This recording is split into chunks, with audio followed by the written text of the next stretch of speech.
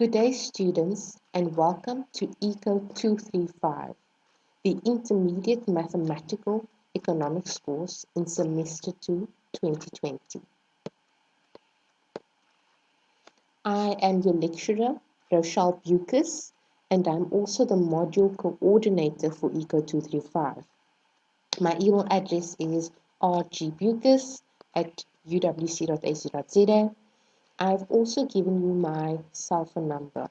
This is primarily if you would like to WhatsApp particular questions or make arrangements for consultation outside of the consultation hours that I will be available for on the eCanva chat room.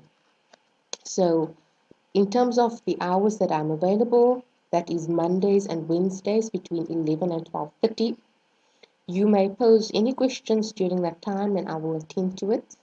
If you are unable to be present in the chat room at that time, please feel free to WhatsApp or email me and I will attend to your questions.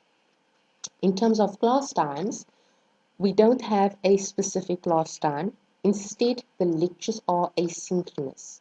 And what this means is I will upload the lecture content, the narrated PowerPoint slides, and all supporting materials at the start of each week. And then you will, based on your timetable, work through the content for each week. There are tutorials. The tutors will create WhatsApp groups for each tutorial group, and your tutorial groups will be uploaded to eCanva by Ms. Arnold. So once you know in which tutorial group and who your tutor will be, their number will be given and you are meant to contact them so that they are able to add you to the WhatsApp tutorial groups. In terms of this module, a prerequisite is a pass in ECO 151, that is microeconomics at the first year level. This course is an intermediate course in terms of mathematical economics, and here you'll be introduced to various methods to solve for both linear and non-linear mathematical problems. You will be introduced to partial differential calculus, matrices, partial elasticities, and integral calculus in order to solve various economic problems.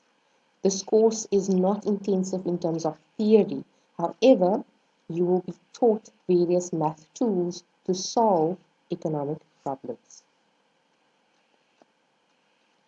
In terms of teaching and learning activities, there are three main components. You are advised to obtain the textbook and to make sure that you read the relevant text in preparation for each week. I will upload the asynchronous narrated PowerPoint lecture presentations at the start of each week, as well as class exercises, and then there are the tutorials. So as stated at the start of each week, these PowerPoint slides will be uploaded. For week 1, it is basic revision and self-study. So chapter 1 has been uploaded, however, it is not narrated as these are basic mathematical concepts. So please work through these slides for week 1. I will be present in the chat room as stated at the stipulated consultation hours, where you may ask your questions. If you are unable to be present during that time, please pose your questions either beforehand or after, and I will respond to those questions timelessly. As stated, there are 3 tutorials, and these tutorials comprise of exercises which you need to complete and upload and send that to your tutor. All 3 count towards your continuous assessment mark. And the first tutorial will be due quite soon, so please ensure that you are on a tutorial WhatsApp group so that your tutor can discuss the content of the tutorial and how to approach the problems.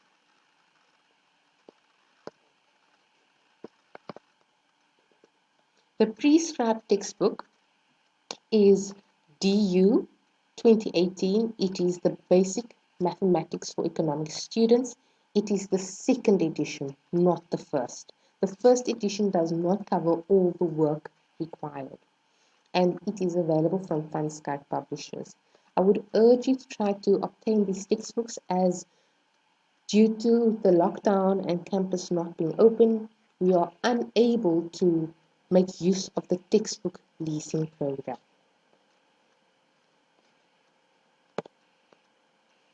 This is the lecture schedule for semester 2. So please take note that there are only 12 weeks in this semester. Ordinarily, we'd have 13 to 14 weeks. So the third term begins on the 27th of July and ends on the 4th of September. That's weeks 1 to 6. So in your first column, I've indicated the week, and then you've got the topics that will be covered during each week. And this indicates when assessments will take place. So this indicates the assessment week.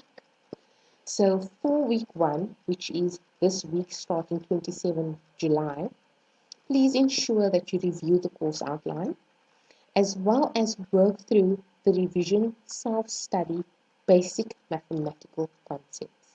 These are self-study. You would be able to work through the exponents, the basic algebra and linear equations on your own. So as stated, these are not narrated.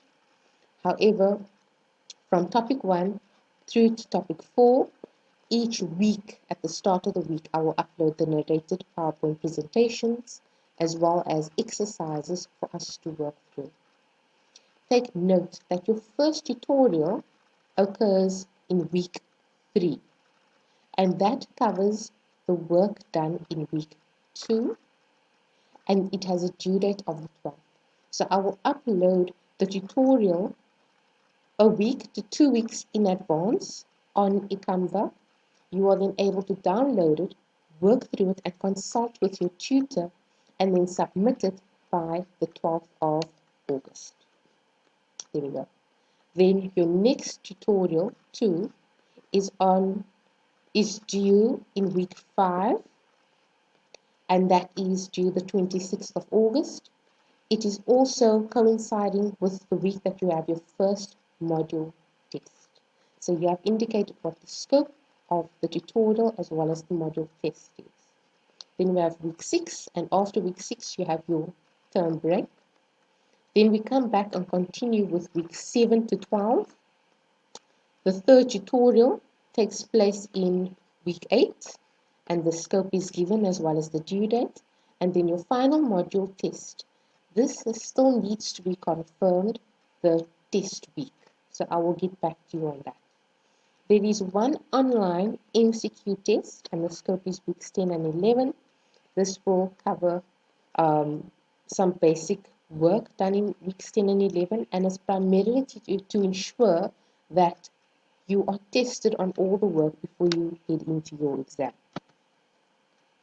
In terms of assessments, there are 3 tutorials, exercises, each comprising 15%, and so that is 45% of your coursework mark. Then there's one online MCQ test, which counts 5%, and 2 module tests. There is no assignment, as this is a math course, essentially.